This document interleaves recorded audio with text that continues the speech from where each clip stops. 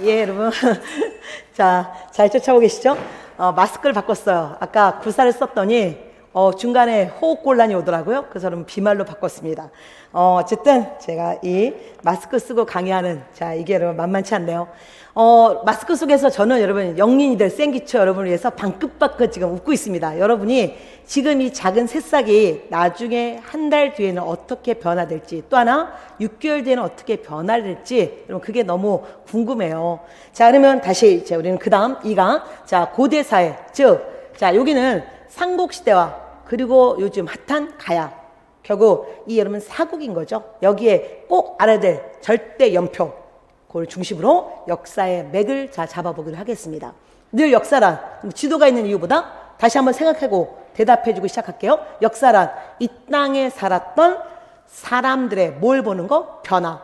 이 변화가 긍정적으로 발전됐을 때 우리는 시대를 달리 본다. 그래서 이제는 자, 선사인이 아니라 이제 여러분 고대 사회, 좀 더 발전된 사회로 들어가는 거예요. 자, 그러면 이제 우리도 자, 이런 여러분의 변화를 자, 꿈꾸면서 자, 다시 2강 들어가겠습니다. 바로 여기 자, 고대 사회, 고구려 백제 신라, 그리고 가야, 그리고 자, 통일신라 발해, 이 얘기 들어가는데, 자, 다시 한번 반복할게요. 결국 반복의 중요성을 강조하는데, 아까 제가 1강에서는 스피디하게 많은 얘기를 건드려 드렸어요. 그러면서 자, 2강에서 다시 그걸 정리해 드리는 시간이 될 건데, 여러분의 활동지에 있는 고대사회, 자, 그 도표를 다시 한번 보세요. 자, 일단 고대사회 도표 보기 전에 그 앞에 사회 발전 단계, 자, 도표부터 다시 한번 복습하고 가겠습니다. 자, 사회가 발전하는 과정, 처음에 구석기, 만주와 한반도에 구석기인들 살았어요. 자, 이들 무리사회, 이동생활입니다. 자, 그리고 이들은 그냥 사람에 불과해요. 즉, 우리의 자, 직접적 조상은 아닙니다. 자, 민족, 자, 민족이 여러분 이제 근간은 바로 이 신석기예요. 신석기인들이, 자, 신석기 혁명이 바로 뭐였습니까? 예, 생산, 농경과 목축, 정착생활 했잖아.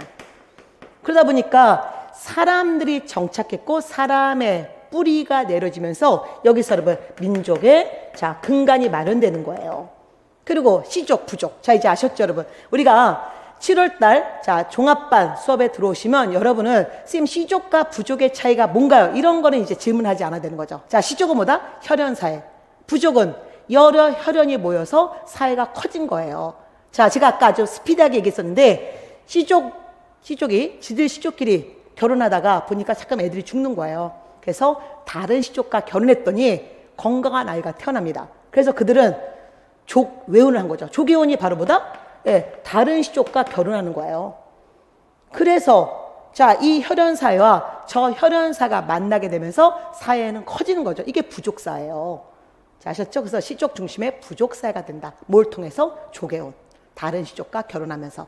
자, 그 다음에 청동기 단계 들어가면 이제 머릿속에 딱 들어가 있습니다. 사유재산 계급 발생. 그리고 정치적 지배자가 나온다. 이들이 바로 군장이다. 또는 이게 뭐 부족장 또는 족장인데 특히 그들 군장이라 불렀고요. 자, 이들이 전쟁을 통해서 국가를 형성했다. 이게 바로 자, 군장 국가고 최초의 군장 국가가 고조선입니다. 우리 여러분, 자, 민족의 출발은 고조선, 당군왕검에서부터 시작되는 거예요. 자, 그러면 자, 여기서 바로 고조선, 여기는 자, 드디어 민족이 그리고 우리가 주류가 형성됐다. 이렇게 얘기하는 거예요. 그래서 한마디로 신석기에서 청동기를 거치는 과정에서 민족이 여러분 구성됐다. 또는 민족이 형성됐다 이렇게 얘기하는 거죠. 신석기인들은 민족의 씨를 내렸고 청동기 최초국가 고조선 나오면서 여러분 드디어 자, 민족의 주류가 형성되는 거죠. 자, 그 다음에 자, 철기 단계, 자, 연맹왕국, 이 중에 세 나라가 중앙 집권국가로 가는 거예요. 그러면 이제 여러분 여기서 우리는 또 다른 발전이 있어야 되는 거죠. 한 단계 업을 시켜보겠습니다. 자, 좀 전에 1강에서는 이 개념만 자, 건드려봤어요. 자, 이제 이 용어와 함께 이 개념을 이제 좀 더 집중적으로 볼 겁니다. 이거죠. 군장국가, 동그라미 5개로 표현했는데 사실 동그라미 5개가 아니라 동그라미 50개, 동그라미 500개라도 얘기할 수 있어요. 그러니까 너무 이 동그라미 숫자 연연하지 마시고요. 군장국가는 그야말로 여기 족장, 이 다스리는 사회, 여기 족장이 다스리는 사회, 서로 너 따로 나 따로 나 따로 따로 족장들이 각각 나라를 형성한 거예요. 이게 군장국가입니다. 왕이 없어. 근데 이들이 시간이 지나면 더 사회는 커질 수밖에 없죠. 그래서 자, 좀 이따가 연맹 왕국 보면 왕이 나오는 거야. 지금 보고 계시는 것은 부여예요. 부여에서 마가, 우가, 저가, 구가 같은 가축 이름에 자, 족장들이 자기네 대표를 뽑아요. 이게 바로 왕인 거죠.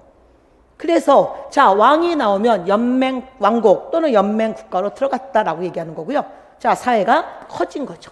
이렇게 따로따로 가다가 자, 따로따로가 모여서 대표를 뽑은 거예요.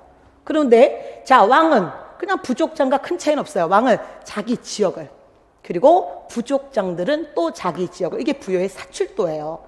왕은 왕과 별도로 마가우가 저가구가는 각각 자기 지역을 다스렸다. 바로 이거잖아요. 그리고 때로는 왕을 여러분들이 이제 선출하고요. 때로는 왕을 뽑았는데 왕이 좀 뽑았는데 재수가 없어. 너무 비가 많이 와. 또는 너무 가뭄이 들었어. 이럴 때는 다 왕 탓. 왕이 재수 없어서. 그래서 이 부여 같은 경우는 왕위에서 내릴 수도 있어요.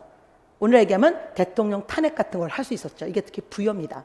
자, 그러다가 시간이 지나면 이 왕, 야, 감히 네가 나를 뽑아? 점점 왕권은 커질 수밖에 없죠. 자, 변합니다. 그래서 결국은 자, 이게 중앙집권국가. 왕권이 커져요, 여러분. 자, 이제부터 여러분은 PPT의 변화를 보셔야 돼요. 자, 뭐냐면 이들이 자, 부족장들이었습니다. 자, 이들이 자, 보세요, 여러분. 들어갑니다. 보셨어요? 다시 이들이 들어가는 거예요. 즉 중앙의 관리가 되는 거예요. 자, 지방에 있던 부족장들이 중앙의 관리가 돼서 이 중앙의 관리 또는 이들을 귀족이라 부르죠. 그러면 자, 좀 전에 이 지방의 부족장들이 자기 지역을 다스렸는데 이들이 중앙으로 들어갔잖아. 그러면 이제 왕은 지방을 다스리는 공무원을 파견해야 되는 거예요. 이게 한마디로 지방관인 거지. 그래서 다시 보세요, 여러분. 자, 왕의 명령 받고 지방까지 내려갑니다. 자, 권력이 중앙에서 자, 저 지역 구석구석을 다스릴 수 있는 이게 바로 중앙 집권화. 중앙에서 통치할 수 있는 이게 바로 중앙 집권 국가예요. 그래서 여러분, 연맹 왕국과 중앙 집권 국가의 차이는 왕권의 차이다. 즉, 중앙 집권 국가는 자, 왕을 어떻게 한다? 이제는 선출할 수 없어요. 이제는 세습입니다.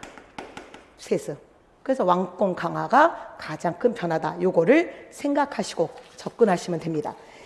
자, 그러면 이제 여러분 고대 절대연표 들어가기 전에 제가 이제 기본 개념을 좀 잡아드리고 있는 중인데요. 자, 여러분, 자, 그러면서 제가 활동지에 아주 일부만 다뤄들었어요. 그러면 여기서 갖고 온 PPT에서 다시 한번 개념을 잡아보기로 하겠습니다. 자, 중앙집권국가, 군장국가, 연맹왕국, 중앙집권국가 차이점 보셨습니다. 특히 연맹왕국과 중앙집권국가의 차이는 왕권의 차이다. 자, 이제 됐죠? 그러면서 자, 좀 이따 또 제가 이제 자, 그 도표는 이제 좀 이따 나오니까 그건 설명드릴 거고 다시 또 하나 우리가 고대사에서 또 하나 중요한 내용이 골품제도예요. 골품제도. 골품제도. 여러분 이미 아시잖아요. 골품. 신라에 있었던 아주 독특한 신문제도. 초등학교 때부터 공부했죠, 여러분. 그래서 용어 보세요. 뼈골자에 품격 품자에 뼈에 품격이 있어. 인간이 태어났는데 이미 태어난 순간 뼈가 다르대. 자, 이게 신문제도잖아요. 신라에서 혈통에 따라서 구분하는 신문제도. 고대 사회는 내 능력을 발휘할 수 없어요. 내가 태어난 순간 나의 신분은 정해져 있는데 특히 신라는 이 골품제가 있었습니다. 자, 한번 용어부터 보고 가세요, 여러분. 그래서 자, 고래는 특히 성골, 진골. 그리고 두품에는 육두품, 오두품, 사두품. 그리고 원래는 삼두품, 이두품, 일두품도 있었는데 나중에 3에서 2, 1, 이 하위두품은 통일신라 이후 사라져요, 여러분. 통일 직후에 사라집니다. 왜냐하면 이들이 일반 백성과 큰 차이가 없다 보니까 그냥 자연스럽게 없어진 거죠. 그리고 또한 여러분 이 골, 자, 성골과 진골은 부모가 왕족인 경우예요. 그리고 성골은 더더구나 부와 모가 다 왕족인 경우예요. 그리고 진골은 부와 모 중에 한쪽만 왕족인 경우죠. 그래서 여기는 귀족이라고 하는 거잖아. 그래서 여러분 특히 우리나라 5천 역사에서 신라사가 1000년의 역사인데 신라에만 왕 중에 뭐가 있습니까? 여왕이 있잖아요. 왜? 성골에서 왕이 나와야 되는데, 자, 지금 성골, 왕자가 없으면 성골 공주가 왕이 될 수 있는, 이게 신라의 골품제도 때문입니다. 그래서, 자, 그것도 생각하시면서 어쨌든 이 고대 사회, 자, 기억을 하셔야 돼요. 그래서 이거는 나중에 본 수업 들어가면 얘기하겠지만, 신라는 여러분 이 골품제도에 의거해서 모든 게 결정돼요. 그래서 지금 이런 건 좀 벅차지만 나중에 본 수업 들어가면 진골은 1에서 17관 등 오늘날 여러분 공무원의 등급과 똑같아요. 9급 공무원, 뭐 8급 공무원, 7급 공무원. 자, 그들의 관직 생활의 결정이 다 됩니다. 그리고 육두품들은 아무리 똑똑해도 6관 등뿐이 못 가요. 그래서 육두품은 늘 불행의 숫자가 6이네, 6아찬 외우시고요. 자, 5두품은 10대나마, 그리고 4두품은 12대사. 그래서 그들의 골품에 따라서 그들의 여러분 관등 생활이 결정된다. 자, 이게 기본 특징입니다. 자, 그 다음에 이거는 여러분 재미삼아 갖고 왔어요. 심지어 이들 이 신문에 따라서 여러분 이 집의 사이즈, 그 다음에 심지어 마국간의 여러분 자 그런 자 사이즈, 그리고 마국간의 말 숫자까지 여러분 정해져 있었어요. 그러니까 심지어 말 숫자까지 정해져 있으니 나머지야 뻔하죠, 여러분. 그들의 혼인, 그들의 정치생활 모든 걸 신라는 골품제도에 의해서 이루어집니다. 그럼 또 여러분 이제부터 막 머리 돌죠. 이거 외워야 되나? 자, 여기 이 하위 등급은 마국간의 말 2마리, 여기는 또 여기에서 여기는 자 마국간의 말 3마리. 이거 절대 이런 거 외우는 거 아니에요. 이런 공부는 잘못된 공부고, 그냥 심지어 마국간의 말 숫자도 신분에 따라 골품에 따라서 그들의 관등에 따라서 달랐다. 신라는 골품에 의해서 모든 게 이루어진 나라고 골품제도에 의해서 망한 나라죠. 자, 그러면 이제 요 얘기하겠습니다. 고대사의 성격. 고대사회 또는 중앙집권국가는 가장 중요한 거 강력한 왕, 여러분 근육, 정말 강력한 왕권. 그 다음에 두 번째는 자, 이 사회가 중앙화되면서 자 법이 여러분 중국식 율령, 즉 법이 마련된 나라예요. 그 다음에 세 번째는 고구려백제 신라는 여러분 한강이 너무너무 중요해요. 서로 피 터지게 자 싸웁니다. 영역국가 또는 정복국가, 그 중에 한강이 너무너무 중요했고요. 그리고 사회가 커지면 고등종교가 필요해요. 그때 불교가 들어옵니다. 그래서 지금은 요 정도 개념 잡아두고 제가 본 수업에서는 자 이런 내용들 하나하나 다시 여러분 잡아드릴 거고요. 자, 우리는 센 기초 과정에서 자 어느 정도의 암기는 좀 하고 오셨으면 좋겠어요. 그래서 고구려백제 신라는 시기는 달라도 여러분 자 여기 처음에 고구려는 왕을 뽑다가 왕이 세습, 처음에는 여러분 형제 세습이에요. 나중에 지나면 내 동생한테 주고 싶지 않고 내가 장가 갔어, 내 아들한테 주고 싶겠죠. 그런데 어쨌든 자 기본적으로 자 형제 세습, 우리 이때 고대 국가로 들어갔다 얘기합니다. 여기 1세기 후반에서 2세기 태조, 여기는 3세기 고이왕, 여기 4세기 내무랑. 자, 그 다음 온갖 제도가 마련되는데 그 중에 가장 중요한 게 법이에요. 법. 이게 율령이야. 율령이 제일 먼저 반포된 나라 백제 3세기 고이왕, 그 다음에 두 번째가 고구려 4세기 소수민왕, 그리고 신라가 6세기 법흥왕입니다. 가장 중요한 거 한강이에요. 여러분 한강을 차지하면 그 나라 최전성인데 그 이유는 한강이 갖고 있는 지리적 조건이에요. 자, 복습입니다. 일강의 복습. 자, 이쪽에서 이렇게 물이 흐르고 이렇게 물이 흐릅니다. 자, 여기도 한강 상류, 여기도 한강 상류, 여기는 한강 하류. 그러나 아까 여러분과 지금의 여러분 다르죠? 여기는 정확히 얘기하면 북한강 상류, 여기는 남한강 상류. 그리고 서울과 인천 쪽 바다 쪽으로 가는 거 한강 하류. 특히 여기가 중요한 거예요. 여기가 왜 중요하냐면 사람이 살기 좋네? 즉 인적 자원이 풍부해요. 그리고 중국과 교류할 수 있는 가장 빠른 백기를 갖게 되면서 무조건 한강을 차지하면 그 나라는 최전성기예요. 그러면 제일 먼저 한강을 차지한 나라, 한강서 시작한 여러분 자 백제였고요. 두 번째 이 한강을 뺏은 나라가 바로 이 자, 고구려였고요. 마지막 자 한강이 바로 신라였잖아요. 그 다음에 불교. 자, 여기 여러분 4세기 소수명 때. 이럴 때 연도 외울 거 없어요, 여러분. 그냥 같은 4세기, 여기도 4세기니까.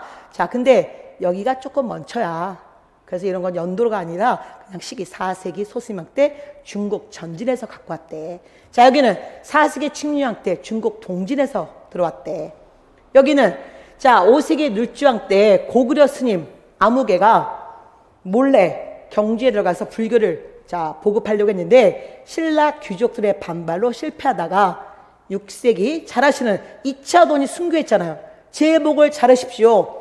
그러면 뭔가 기적 같은 일이 벌어질 겁니다. 그래서 결국 자, 법흥왕이 이차돈의 순교로 그의 목을 베니까 그의 목에서 빨간색 피가 아니라 하얀색 피가 나왔다. 요즘에 얘기하면 선생님 이거 고지혈증 증세인데요 라는 여러분 그런 우스개 얘기도 있는데 어쨌든 자, 여기 자, 뭔가 달랐다는 거. 그래서 이게 불교 공인, 즉, 자, 법흥왕 때이잖아요. 여러분, 그래서 시기는 달라도 이 네 가지 성격이 맞아 떨어졌기 때문에 우리는 고구려 백제 신라를 바로 고대 국가 또는 중앙 집권국가로 들어갔다라고 얘기합니다. 그러면 가야 볼까요? 가야는 연맹왕국이에요. 중앙 집권국가로 가지 못하고 6가야로 찢어졌고 연맹왕국 단계에서 멸망합니다. 그래도 우리 역사에서 여러분 꽤 차지하는 비중은 꽤 커요. 그래서 자, 삼국이 중앙 집권 국가고 가야는 6가야 연맹. 자, 대답해 주십시오. 6가야 연맹. 6가야 연맹. 이렇게 기억하시면 돼요. 자, 그리고 그러면 제가 지금 생기초 영리분들 여러분들은 지금이 오늘이 자 6월 중순이잖아요. 남들은 지금 뭐 이론 강의 두권책으로 막 하고 있는데 나는 지금 요거 지금 선우빈 선생님이 준 이 딸랑이 종이 몇 개로 이게 될까? 걱정하지 마세요. 여러분 이 과정이 정말 여러분 소중한 시간입니다. 여러분이 요 기초가 돼 있으면 그 다음 단계 들어갈 때는 정말 수월해질 거고요. 그리고 역사가 흥미로워질 겁니다. 지금 역사를 재밌게 접근해 드리고 역사가 벅차지 않다.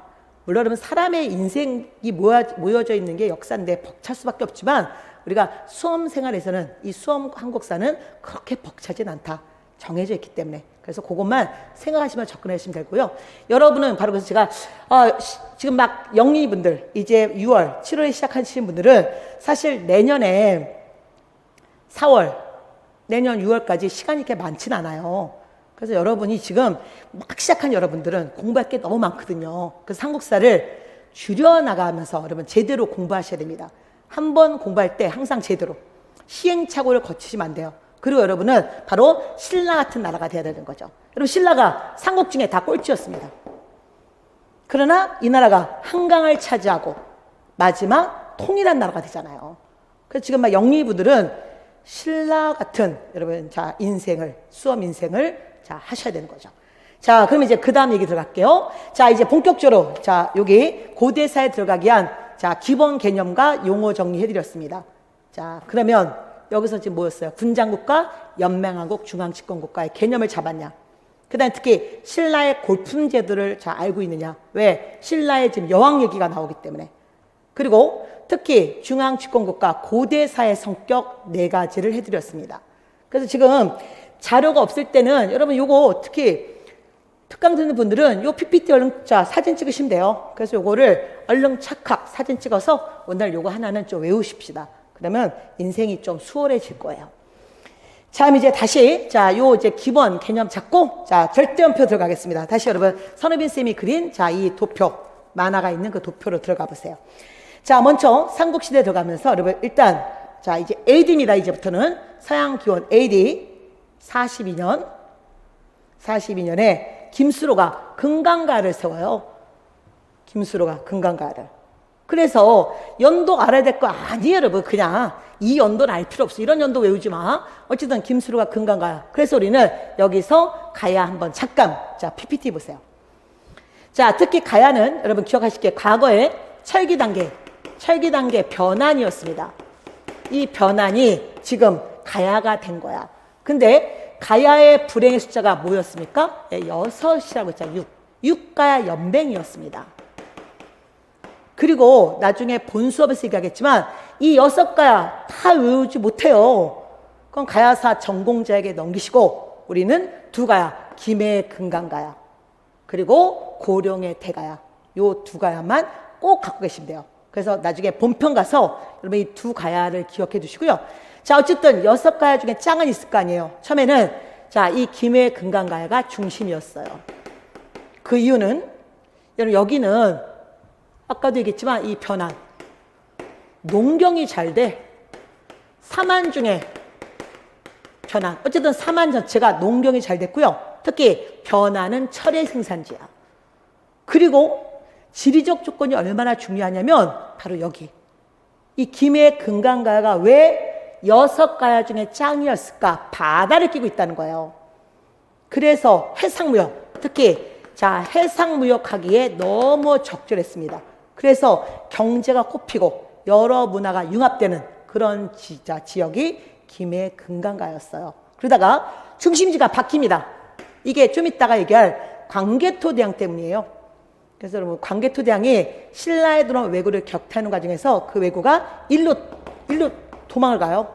그래서 광개토대왕 군대도 쫓아간 거죠. 여기가 전쟁터가 돼. 그래서 향후 5세기부터는 전쟁의 피해를 보지 않는 고령의 대가로 주인공이 바뀐다. 그거죠. 그리고 나중에 멸망. 여기는 6세기 버풍왕 때 멸망되고요. 여기 대가는 6세기 진흥왕 때 멸망됩니다. 그 정도는 알고 가십시오. 자, 그 다음에 다시 314년 이렇게 외우지 마세요. 여러분 4세기 고구려 미천왕. 고조선이 멸망되고 고조선 영역의 한나라가 차지하고 있었어요. 이게 한사군이거든요. 근데 이 마지막 한사군 낙랑과 대방을 몰아냅니다. 그래서 그냥 미천왕 한사군을 완전 몰아낸 왕. 그 다음에 이럴 때는 여러분 이거 연도 외우는 게 아니라 순서를 좀 낙랑 먼저 외우고 대방을 외워라. 그러면 문 풀 때 엄청 도움돼요. 여러분 기출문제 풀 때 진짜 도움됩니다. 그 다음에 다시 이 연도 외우지 마세요. 4세기 후반에 소심왕 때 불교를 드디어 수용해서 국가의 이데올로기를 잡죠. 그리고 다시 백제 침략 때 또 이 나라 4세기 말에 연도 외우지 마세요. 그냥 4세기라는 거 기억하시면 돼. 그리고 불교 들어왔고 이제 광개토대왕은 4세기 말에서 5세기 초에 있었던 임금으로서 특히 400년 광개토대왕이 신라에 들어온 왜구 격퇴는 거기에 형광펜 그어주세요. 그리고 제가 갖고 온 이 자료를 같이 보기로 하겠습니다. 이거야 여러분. 우리가 광개토대왕 하면 여러분 잘 아시는 광개토대왕비 또는 광개토대왕 비문이잖아. 광개토대왕 비문은 이게 나중에 본수업 들어오면 광개토대왕 비문은 만주 집안에 있고 장수왕이 아버지 광개토대왕의 무덤을 세우고 거기에 이 광개토대왕 비문을 세우고 그리고 광개토대왕 비에는 크게 1부, 2부, 3부로 나눠져 있어. 그 얘기는 나중에 해도 돼요. 지금은 광개토대왕 비문의 가장 중요한 내용을 얘기할 건데요. 광개토대왕 비문은 특히 광개토대왕의 정복 사업이 순서대로 기록되어 있어요. 그 중에 여러분 들어보십시오. 영락 이거 영락 몇 년 이게 광개토대왕의 독자적 연호예요. 연호라는 게 뭐냐면 연도 이름 독자 연호 연도 이름. 광개토대왕은 중국과 다른 우리나라 최초로 중국과 다른 독자적 연호를 쓴 왕. 이건 뭘 얘기하냐면 우리는 중국과 대등했다. 그리고 두 번째 강력한 왕권 강화에서만 가능해요. 여러분 이런 거죠. 제가 올해부터 2021년 지금 준비하신 분들 2022년을 목표로 우리 모두 우리만의 연호 쓰자. 이제 2021년 선후 1년 내년에 선후 2년 이렇게 얘기하면 여러분 따라오시겠어요? 선우쌤 뭐 교주야? 그럴 거 아니에요. 근데 왕이 이렇게 하자 모두 따라왔다. 이거는 강력한 왕권에서만 가능한 거예요. 이 영락이라는 영원히 즐거웁자 이런 즐거울 낙자 이런 연호를 썼다는 거. 그래서 이게 영락 몇 년 경자년에 보병과 기병 5만을 보내 신라를 도와줬어. 광군이 이르자 외적이 물러갔어. 고구려 광군이 오자. 그래서 급히 추격해서 임나가라 즉 가야 지역에 어디에 이르렀어. 성이 곧 귀순하고 복종함으로 술라병을 두어서 지키겠어. 신라에 요거는 글자가 깨져서 모르는 글자예요. 어디 농성을 공략하니 왜군은 위축되고 괴멸됐어. 이사로 너무너무 잘 나오고요. 가장 쉬운 문제 광개토대왕 비문 누가 세웠어? 장수왕. 이거 이후에 금강가야는 초토화되고 망하진 않아요. 초토화되고 중심지가 대가야로 간다는 거. 그거를 물어보는 거고요. 또 하나 여러분 여기서 팁 하나 드리고 갈게요. 이거 우리 초등학교 때 경주에 여행 가시면 여러분 경주에 무덤을 많이 보세요. 그 무덤 중에 호호총이 있어요. 호호총. 이 호호총이 뭐냐면 광개토대왕 글씨가 새겨진 청동 그릇이 만들어진 무덤이에요. 이 청동 그릇, 광개토대왕한테 제사 지내는 그릇이고요. 마찬가지로 장수왕이 만든 거예요. 신라인들이 광개토대왕 여러분 죽자 광개토대왕 조문 왔겠죠? 조문은 그들에게 제사 그릇 하나씩 준 거죠. 이 그릇 밑바닥에 뭐라고 써 있냐면 광개토지 호태왕, 즉 광개토 호태왕 이 말이 있는 거예요. 그래서 광개토대왕 호태왕 이런 말 쓰잖아요. 너무 길어서 끊어서 이 광개토대왕 이름이 쓰여진 이 제사 그릇이 신라 무덤에서 발견됐다. 이거는 광개토대왕이 신라하고 굉장히 우호적이었고 신라를 도와줬다는 걸 보여주는 증거입니다. 그래서 오늘 꼭 갖고 가시고요. 자, 그 다음에 이제 좀 이따가 여러분 삼국관계는 그냥 삼각관계야. 자, 광개토대왕 죽고 이제 장수왕의 남하정책. 장수왕이 광개토대왕 아들 장수왕이 남하정책 피자. 두 나라 백제와 신라는 그 유명한 신라 나자 백제 제자 나제 동맹 맺는 거죠. 군사 동맹. 이런 연도를 꼭 외우세요. 이런 거 외우는 거야. 그러니까 이 절대 연표 중에 다 외우는 게 아니라 몇 세기 이렇게 기억하다가 이런 연도는 꼭 표시하고 외우십시오. 이게 절대 연표야. 꼭 알아야 될 거. 나제 동맹 맺습니다. 그리고 나중에 시간 될 때 이 어느 왕과 어느 왕 사이에 동맹 맺었는지 기억하시면 되죠. 그 다음에 다시 쭉 가면서 이제 475년. 드디어 장수왕. 여러분, 장수왕은 장수왕입니다.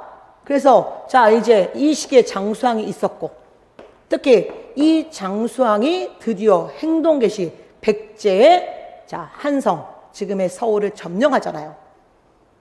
그래서 서울을 빼앗기자 문조왕, 백제 문조왕은 몽진천도. 이거는 연도가 아니라 이 사건은 꼭 알고 있어야 될 사건이에요, 여러분. 그래서 이제 우리는 이걸 한번 볼까요? 여러분 여기 PPT 보세요. 삼국 각 나라의 최고의 미션 바로 한강을 차지하라 이거죠. 그러면 여러분 보세요. 가장 먼저 삼국 중에 가장 먼저 한강을 차지했던 나라 어디? 예, 백제. 4세기 근충왕 때 한강을 차지하고 심지어 이쪽 요소 지역을 일시 여기는 점령, 일시 차지. 그리고 중국 동진 지역의 산둥반도 그리고 일본과 교류하는 고대 무역권을 형성했던 거죠. 한강이 그런 땅입니다.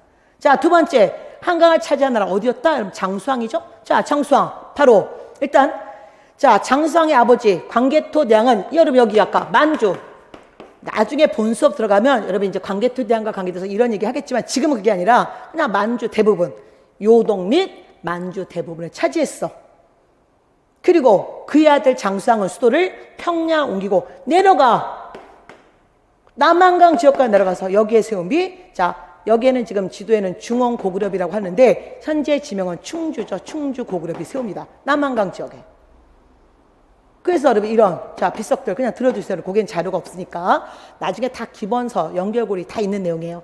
그래서 이 나라가 최전성 기록한 거죠. 그 다음에 마지막 신라는 여러분 왜 발전이 꼴찌였냐면 여기 소백산맥을 끼고 이 구석에 있었기 때문에 그래요. 그러다가 드디어 진흥왕이 이 한강을 완벽하게 차지하고 삼국통일의 기반을 닦는 거잖아요. 이게 진흥왕. 그래서 여러분 이 본 수업 들어오시면 이 한강과 관계된 이 지도 세 개는 진짜 절대 지도입니다. 절대 지도 꼭 여러분 이 지도 확실하게 나중에 본 수업에서 기억해 주십시오. 미션은 뭐다? 한강이다. 한강을 머릿속에 꼭 기억하고 요 지도 세 개 갖고 나중에 본 수업에서 들어간다. 그 다음에 이어서 다시 절대연표 보겠습니다. 6세기 여러분 이것도 연도 기억할 필요 없어요. 그냥 6세기에 신라 지중왕 때 이사부가 우상국 즉 울릉도 독도를 차지했잖아요. 독도는 누구 땅? 예, 우리 땅. 바로 그래서 좀 잘 나오는 역사적 사실이에요. 지중왕 써놓으십시오. 지중왕 때. 그 다음에 연도 기억하지 마세요. 사실 절대연표지만 우리가 기억할 연도는 요거 하나였고 나머지는 몇 세기로 기억하세요. 몇 세기 이렇게. 그리고 6세기 신라 버풍왕 때 불교 공인. 불교를 가장 늦게 공인한 나라. 그리고 좀 있다가 이제 6세기 다시 백제 성왕은 수도를 사비로 옮깁니다. 그래서 요 과정을 보시고요. 이제 요 과정을 좀 더 집중적으로 볼게요. 여러분 저랑 같이 PPT 보십시오. 자, 요 과정과 함께, 자, 우리가 이제 좀 전에 백제 성왕이 수도를 사비로 옮겼습니다. 그때 어쨌든 이 백제는 자, 신라와 여기 나제동맹에 맺어서 이 나제동맹이 계속 유지됐었어요. 그래서 자, 이 성왕은 그때 신라왕이 진흥왕이에요. 여러분, 근데 이때 성왕이 제 나이라면 진흥왕은 여러분 나이예요. 선생님, 저희랑 같은 나이 아니었나요? 감사합니다. 마스크 쓰니까 잘 못 알아보겠죠? 어쨌든, 자, 진흥왕이, 여러분, 진흥왕과, 자, 이 성왕은 나이 차이가 꽤 있었어요. 근데 이들이 지금 같은 한 편이 돼서, 여러분, 고구려가 차지했던 한강을 차지합니다. 그러나, 지금 미션이 뭐다? 한강이라고 했잖아요. 한강. 여러분, 어제의 동지가 오늘은 적이 된 거예요. 그래서 진흥왕이 또 어떡합니까? 성왕을 배신하잖아. 좀 전에 동지였지만, 이후에 배신. 그래서 백제 성왕이 너무 열받는 거죠. 그래서 어떡합니까? 이제 자, 뭐 이 구체적인 얘기는 지금 하지 않을 거고요. 어쨌든 그가 열받아서 뭐 한 호위무사 50명 데리고 자기 아들이 지금 신라하고 전쟁했는데 아들이 아버지가 너무 노유하시니까 어느 전쟁에서 승리했어요. 아버지한테 얼른 그거를 알려드렸죠. 승전보를. 아버지가 너무 기뻐서 그거 보러 갔다가 중간에 신라 매복에 걸려서 여러분 관산성에서 죽잖아요. 되게 중요한 관산성 전투예요. 이거 성왕이 여기서 죽습니다. 자, 그리고 자, 이어서 다시 여러분 여기 이제 자, 진흥왕. 여러분 이거 대가야. 이런 연돈 요건 표시해 두세요. 요건 외워야 돼. 562년 대가야가 역사에 사라집니다. 자, 이제 여러분 여기가 6세기였고요. 자, 612년 7세기 들어갑니다. 제가 이번 특강에서는 얘기하지 않겠지만 다음번 여러분 또 한번 특강에서는 아주 짧게 중국사를 좀 해드릴 거예요. 중국사를. 왜냐하면 중국사 여러분 한 1시간만 쫙 얘기하면 우리 역사, 오천 역사 얘기할 때 엄청 도움이 되거든요. 그래서 제가 그거는 다음번 특강을 예시해 드리겠습니다. 그때 또 많이 자 들어오시길 바라고요. 자, 7세기 중국은 6세기 말에 중국 수나라가 중국을 통일해요. 그래서 자 이제 이 수나라가 6세기 말에 만들어져서 7세기 초에 있었는데 우리는 수하고 중요한 전쟁이 있죠. 그럼 사실 수하고는 총 4번의 전쟁이 있지만 진짜 중요한 건 요건 연도 꼭 알아주십시오. 이게 2차 여수전쟁이에요. 2차 여수 이렇게 써놓으십시오. 2차 여수전쟁. 그래서 2차 여수전쟁에서 우리 잘 알고 있는 고구려 을지문덕이 수나라와 싸워서 그들을 수장시켰습니다. 이게 유명한 살수대첩이잖아. 이런 연도는 절대 연도 꼭 기억해 주시고요. 여기서 사극서 잘 나오는 자, 사료 하나 보고 가겠습니다. 그래서 제가 또 준비한 PPT를 좀 같이 볼게요. 이거잖아. 을지문덕이 그때 적장 우중문에게 이 글을 썼잖아요. 뭡니까? 막 칭찬해 주지? 야, 우중문 니네가 이겼어. 그래서 이제 니네 조카 말 알았으니 우리가 졌어. 니네도 이제 그 정도 됐으면 물러가라. 그래서 그러면 우중문이 야, 고구려가 막강한 고구려가 우리한테 이렇게 무릎을 꿇네? 그러면서 기분 좋아서 가다가 어떡합니까? 을지문덕의 계략에 빠지잖아요. 그래서 자, 결과적으로 요 사료 신기한 책략은 하늘의 이치를 깨뜨렸고 오묘한 전략은 땅도 자, 알고 있어. 한마디로 꼬시는 거죠. 야, 니네 승리. 자, 전쟁에서 이긴 공이 이미 높으니 만족하면 알았으면 이제 가라. 그래서 결국 수나라가 가다가 여러분 살수에서 모두 수장당한 사건이 바로 을지문덕의 여러분 살수대첩. 몇 차 전쟁? 2차 여수전쟁. 그리고 시간이 지나면서 자, 이 이후에 여러분 3차, 4차 또 수하고의 전쟁이 있지만 그런 거 중요하지 않아. 그리고 중국사가 바뀌는 거죠. 수나라에서 당으로. 그래서 이제 7세기 당하고의 갈등 갑니다. 자, 고구려를 우리가 일명 민족의 방파제라 부르잖아. 자, 고구려가 어떡합니까?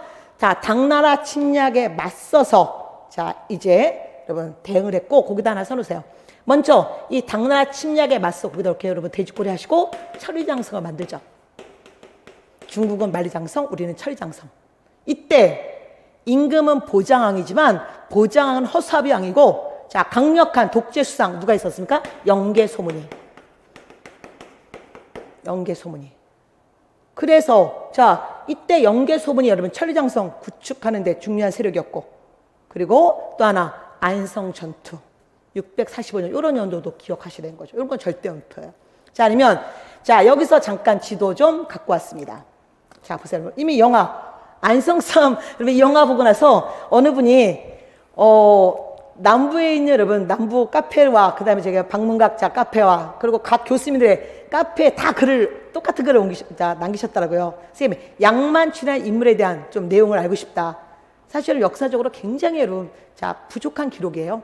그 부족한 기록 갖고 이 영화를 찍은 거죠. 그래서 영화가 다 역사적 팩트를 갖고 있지는 않습니다. 그래서 어쨌든 우리가 기억할 건 여기 양만춘 그리고 안성싸움 그리고 여기 지도를 보세요. 나중에 여기에는 없지만 여러분이 지도 여기 살수대청 이게 바로 역사는 이 땅 살수 즉 청천강 이게 을지문덕의 살수대첩이고 그리고 안성싸움은 바로 여기가 오늘 공부한 요동반도 안에서 여기가 안성입니다. 그러니까 요동반도 지역의 한 지역이었어. 그리고 어쨌든 여기 천리장성 당나라에 대응해서 천리장성 그리고 안성 싸움 요거를 기억하시면 되는 거죠. 자, 그래서 여기까지 일단은 보셨습니다. 자, 그러면 이 과정과 함께 여러분 절대음표 다시 확인해 보시면서 확인 문제 펼쳐보세요.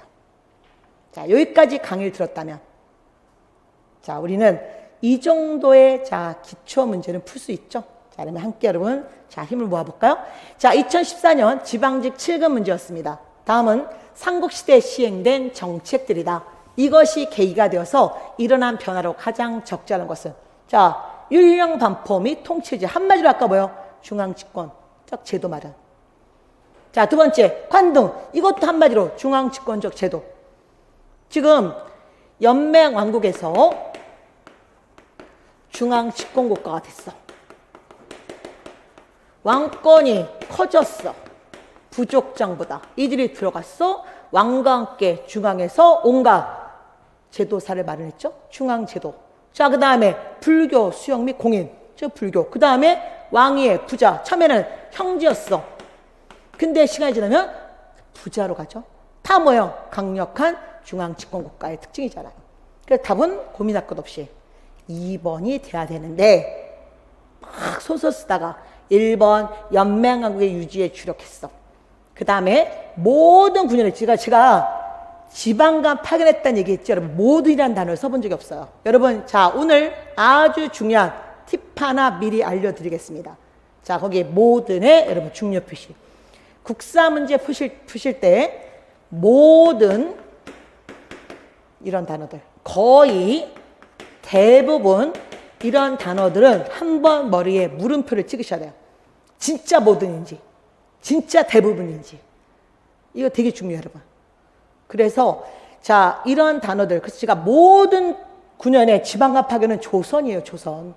심지어 고려도 모든 9년의 지방간을 파견하지 못해요.